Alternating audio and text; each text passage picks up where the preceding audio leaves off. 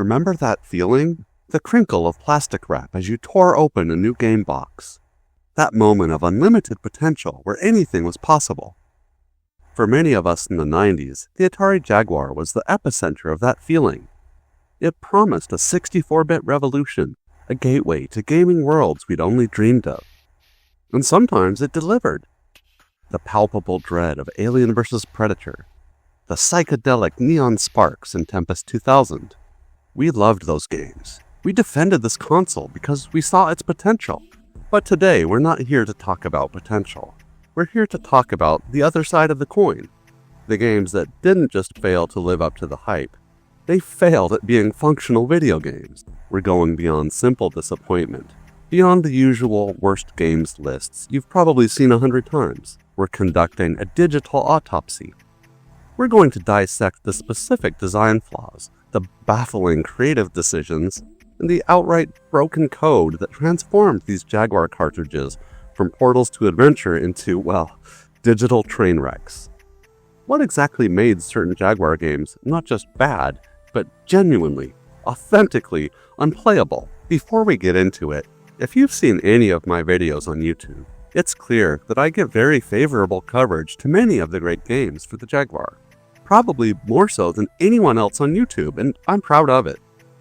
I personally loved this system, and I can't say enough good things about the handful of truly excellent Jaguar titles that stood out against the competition. That being said, I have to be objective that there were a number of truly atrocious games on the console as well. Despite the good intentions and best efforts of the developers who worked diligently to bring these games to life under difficult circumstances. So, in this light, let's begin our exploration. The Atari Jaguar arrived on the scene with thunderous and frequently repeated claim of being the first 64-bit console. It was a marketing masterstroke aimed directly at us, the gamers who had grown up with 8 and 16-bit systems, and were hungry for a revolutionary next leap in technology. The problem was, this 64-bit label was more of a clever technicality than a real-world performance guarantee.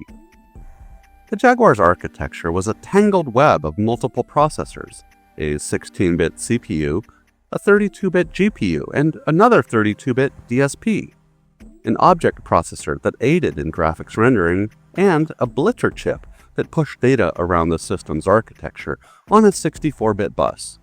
Getting all of these components to work in harmony was a Herculean task for developers, most of whom had inadequate tools, limited budgets, and faced a frantic rush to fill a launched library for a desperate company. This perfect storm of overhyped hardware, developmental complexity, and corporate pressure created a fertile breeding ground for a software catastrophe. The market was hungry for groundbreaking content, and Atari was willing to greenlight almost anything to get boxes on the shelves. This wasn't just a console that had bad games. It was a console that, by its very nature, was ripe for creating a special kind of awful. Games that were conceptually broken from the ground up. They weren't just poorly executed. They were misguided, unfinished, and in some cases, barely functional. Today, we're peering into that abyss. We're going to meet the games that define the Jaguar's legacy of failure, starting with the absolute worst of the worst.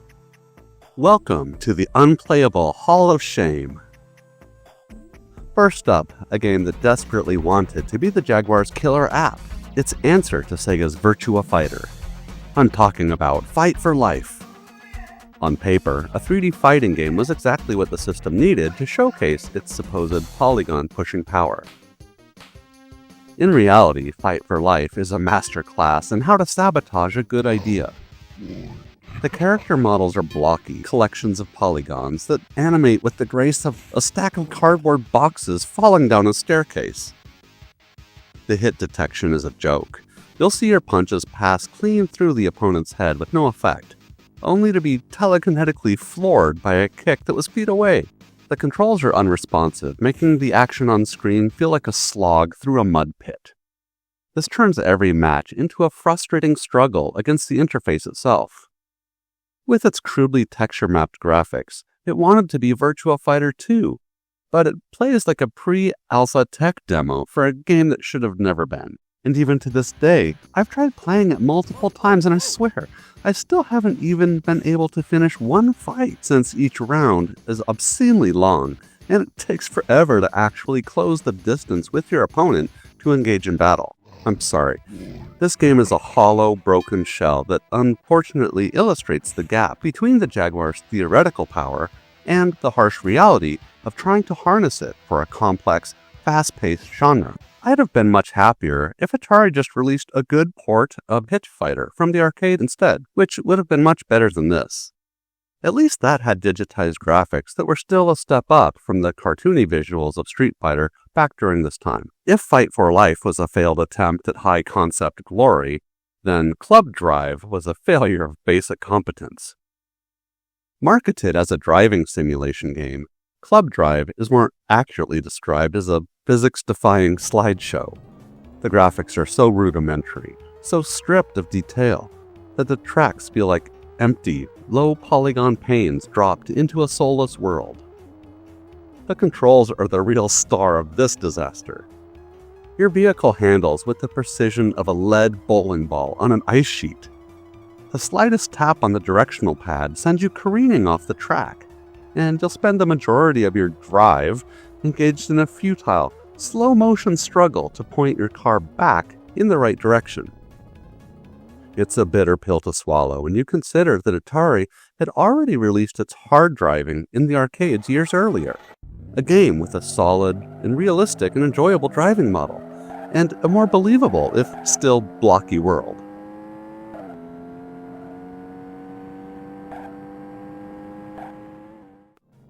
Club Drive feels like a regression back to the Stone Age of gaming. It's not challenging. It looks 8-bit. It's antagonistic. It doesn't test your skills. It tests your sanity and your will to live. Seriously, this quite possibly is the worst game in the Atari Jaguar's library. And then there's White Men Can't Jump. Yes, that movie from the mid-90s. In a move of breathtaking cynicism, someone decided this comedy about street basketball needed a video game adaptation, and what they produced is perhaps the most perfectly titled bad game of all time. Because the players in this game genuinely cannot jump, or run, or pass, or do much of anything that resembles basketball. The gameplay is so fundamentally flawed, it's almost impressive. Players clip through each other, the ball phases through the backboard, and the AI alternates between catatonic stillness to omniscient, unstoppable scoring. The comparison to the outstanding port of NBA Jam on the Jaguar is downright cruel. Where Jam was fast, fluid, and bursting with personality, White Men Can't Jump is a slow, broken, and utterly soul-destroying ordeal.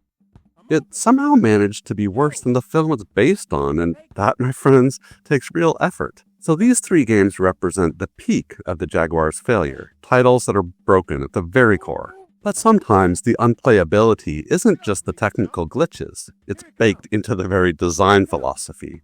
So let's look at some games that are technically functional, but in my mind are conceptually disastrous. These are games that might technically work, but are so poorly conceived that they become a real chore to actually experience. Our first stop in this realm is the Jaguar's infamous pack-in title, Cybermorph. Yeah, I know. This one is going to be controversial, since this game certainly has its fans, and I'll admit it's not all bad. For many of us, this was our first taste of the Jaguar, and boy, as much as I was hyped up and wanted to like this, it was a real miss. Cybermorph was an early attempt at an open-world 3D flight shooter. The ambition was there, but the execution was a nightmare. The world was vast, empty, and a repetitive collection of samey landscapes in a neon void. The draw distance was so short that towering mountainsides would pop into existence mere seconds before you crashed into them. And then there was that voice. That condescending, digitized voice of your ship that would sneer, "Where did you learn to fly?" every time you dared to even scrape a polygon. It was a constant nagging reminder of your struggle against a hostile and unfinished game world. When you stack it up against other 3D flight simulators of the era, like FA-18E Super Hornet on the PC, which offered more complex missions and a coherent sense of space, Cybermorph feels like a clumsy, first-year programming project. It wasn't just a bad game, it was a terrible first impression for the entire console. Yeah, 2020 hindsight, right? Atari sadly bit off more than they could chew with using this as the pack-in title, and had they included Alien vs. Predator or even Tempest 2000 instead, it seems clear that it would have sold more systems. The silver lining here is that I'm happy to say that the follow-up title Battlemorph on the Jaguar CD fixed many of the fundamental problems of Cybermorph, and is actually a pretty good game in its own right. Now, if Cybermorph suffered from ambition, Trevor McFur and the Crescent Galaxy suffered from a profound lack of it. In an era where the Super Nintendo was wowing us with the forward-scrolling 3D magic of Star Fox, Atari's best attempt to compete gave us an old-fashioned 2D side-scrolling shooter that felt years out of date. While the visuals were shiny, amazingly colorful, and looked high-res, the enemy designs were pretty generic, and the level design was punishing and repetitive. There was no real hook, or no gimmick, no real spark of innovation, not even any in-game music. I mean, come on. Other than the eye-popping, pre-rendered graphics that it used for sprites, it was a bland, by-the-numbers shooter that put players to sleep with its monotony. Compared to the thrill ride of Star Fox, and even the underrated Sylpheed on the Sega CD, Trevor McFur wasn't just a disappointment. To me, it was a major embarrassment and honestly, a pathetic attempt that came nowhere even close to those other 16-bit titles that actually felt incredible to play. This one was a real letdown, and I have to say I got bitten by the hype, and it still leaves a bad taste in my mouth to this day. It's as if Atari wasn't serious about the type of games it was competing against and didn't understand the need to focus on innovating new game experiences, rather than just relying on their raw, theoretical bit count. I really wanted to like this game, but just no.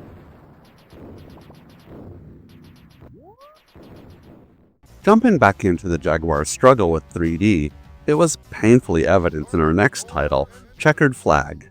This was supposed to be the system's answer to Virtua Racing, a showcase of smooth polygonal speed. But what we got was a janky, stuttering mess. The frame rate was abysmal, often dipping into the single digits, making it nearly impossible to judge corners or react to other cars. I mean, I liked the fact that there was some car customization options and the ability to change the weather on different circuits. But the tracks themselves were barren and boring. The sense of speed just seemed off, and the controls were not very responsive. It was a poor man's 3D racer that proved beyond a shadow of a doubt that the Jaguar's architecture was a nightmare even for basic polygon rendering. Where Virtua Racing on the Genesis, a 16-bit console, used the SVP chip to deliver a recognizable and fun experience that was a reasonable facsimile of the arcade, Checkered Flag on the 64-bit Jaguar was a painful and somewhat nauseating attempt to bring racing games into the third dimension.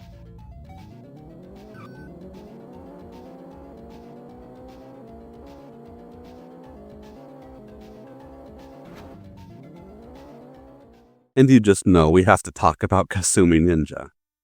After the release of Mortal Kombat in the arcade, the gaming world went through a seismic change.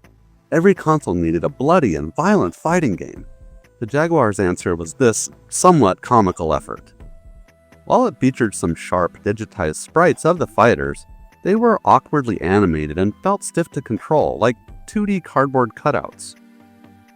While set against some really stunning photorealistic backgrounds, the controls were absurd, requiring contortions of the Jaguar's already cumbersome controller to pull off special moves that often wouldn't even register. Yeah, there was lots of red blood and some fatalities, which were still somewhat novel at the time, so it ticked that box. But one character, Angus, a stereotypical Scottish kilt-wearing fisticuffs brawler, had a special attack where he pulls up his skirt and launches a fart fireball. Yeah, really. It was a game that seemed to think sheer wackiness could compensate for a complete lack of polish and balance. Stacked against the brutal and precise action of Mortal Kombat, Kasumi Ninja was an utter joke, a fighting game that was demoralizing to play even with your most forgiving friends. But the Jaguar's identity crisis with 3D wasn't limited to clunky fighters and racing games. It extended to the world of sports, with a title that took the console's technical shortcomings and weaponized them into an experience that was genuinely horrible to endure. I'm talking about our final game in the Hall of Shame, the epically terrible Supercross 3D. On the surface, a motocross game seems like a perfect fit. The jumps, the dirt, the action. But Supercross 3D fails on every conceivable level, starting with its track design. The courses are impossibly, claustrophobically short in depth and with an ultra-narrow track. You're funneled into a tight, constricted ribbon of dirt with virtually no room to maneuver. This isn't a wide-open motocross track. It feels more like racing a dirt bike through a hallway. There's no room to build up speed, no strategic line to choose through a corner. You're simply trapped in a slow-moving conga line with the AI riders, all of you bumping against each other in a desperate, hopeless scramble. Oh, God help you if you need to turn. The combination of these bunched-up narrow tracks and the game's unresponsive handling model is a recipe for constant frustration. But the true, unforgivable sin of Supercross 3D is its use of invisible walls. Instead of a forgiving shoulder on the side of each circuit, the edges of the track are guarded by an invisible, instant-death force field. Merely brushing your handlebar against the edge of the track, a common occurrence given the lack of space, results in an immediate, jarring, and completely unrealistic crash sequence. Your rider is flung from the bike as if he's been hit by a sniper round, completely breaking any fragile sense of immersion the game had managed to build. And all of this is rendered in a slideshow. The frame rate is abysmally low, creating a stuttering, hot mess that makes it nearly impossible to time your jumps or react to the turns throughout the track and other riders in your field of view. It's not just visually poor, it's physically nauseating. The constant stutter and jarring crash sequences turn what should be an exciting race into a motion sickness-inducing chore, where 8-bit games like Excitebike on the NES mastered the feeling of fun decades earlier. Supercross 3D on the 64-bit Jaguar feels like a technical regression into a painful, unplayable void. It's the perfect storm of bad design that actually fights against the player. Was it ambitious for the Jaguar? Sure, I guess, but I would avoid this one like the plague. So what was the aftermath of this parade of digital horrors? The impact of these unplayable games wasn't just a few disappointed kids on Christmas morning. It was a direct contributor to the Jaguar's commercial collapse and Atari's ultimate final exit from the hardware market. Word of mouth is a powerful force, and for every person who experienced the brilliance of Rayman on the Jaguar, there were 5 others who had their time and money wasted by Club Drive or Fight for Life. These games eroded consumer trust, poisoned the well for third-party developers, and cemented the Jaguar's reputation as a wannabe console within the broader gaming consciousness. It became the console you bought for 2 or 3 good games and then watched gather dust. Yet, in a bizarre twist of fate, many of these terrible games have developed a surprising cult following. Today, they are remembered not just for their awfulness, but as fascinating artifacts. They're time capsules of ambition, hubris, and developmental struggles. There's a perverse joy in firing up Fight for Life with a friend and laughing at its robotic animation, or trying to conquer the impossible physics of Club Drive. They've become so bad they're good classics. Their failures are now a source of communal bonding and nostalgic irony for a small, dedicated group of us who still care about this flawed machine. And there are some real tangible lessons here for modern-day game developers. The Jaguar's failures teach us that raw power is nothing without the tools and the talent to harness it. They remind us that clever marketing slogans are meaningless if the product in the box doesn't deliver. They underscore the danger of rushing a game to market to meet a fiscal quarter rather than a quality standard. In an era of day-one patches and live service games that launch in broken states, the ghost of the Atari Jaguar looms large. It's a cautionary tale that's biting off more than you can chew, and failing to respect the player's time and intelligence is a surefire path to ruin. So the next time you pop in a classic like Alien vs. Predator and feel that rush of nostalgia, spare a thought for these digital ghosts. They're the shadow to the Jaguar's light. A stark reminder of what could have been and a permanent part of its complicated, fascinating, and ultimately tragic legacy. They were beyond bad. They were unforgettable. Alright, my friends, this is the Retro Gaming Boss signing out. Thanks for watching, and I'll see you on the next one. You can't get a break. New Tempest 2000. Only on the Jaguar 64-bit by Atari.